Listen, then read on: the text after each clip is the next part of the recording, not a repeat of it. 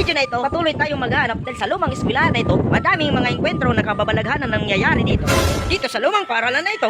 At tayo'y magpapatuloy sa ating pag-imbestigasyon. Tayo mananaliksik sa mga bagay na ginamit sa kasiyahan. Ang misteryosong hindi may paliwanag ay dito natin matatagpuan. Hanap tayo ng mga ebidensyang ginamit sa kasiyahan. O diba, ang saya-saya. Dito sa abandonadong paaralan na to ay madaming kwentong kababalagan na hindi maintindihan. At hindi talaga multo, talagang tao talaga. At dito ako maghanap ng mga ebidensyang ginamit sa kasiyahan. At ngayon, isang oras na akong hindi nakakahanap ng mga ginagamit sa kasiyahan ng mga ebidensya. Hindi talaga multong gumagawa nito. Talagang tao talaga. At sa wagas, at ako'y nakatagpo ng isang trust. Pero ito lang, binuksan lang. Dapat hanap natin ng pares nito para complete ang ating pag-imbestigasyon dito sa paralan na ito. Unang imbestigasyon ay clear. Check! Sa aking pananaliksik sa lumang paralan na ito, ay dito ako nakakita ng isang pinakamalaking sculpture. Kakaiba to. Guys, ibang trip to. Bad trip. Hindi talaga may iwasan ang aking mga mata na makakita ng mga ganito.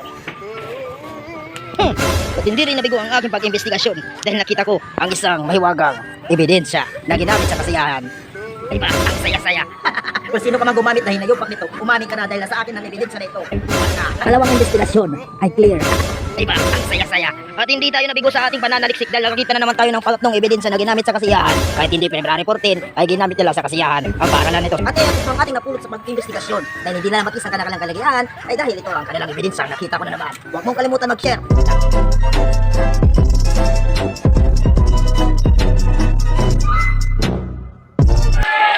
Hey, come on na! Hey!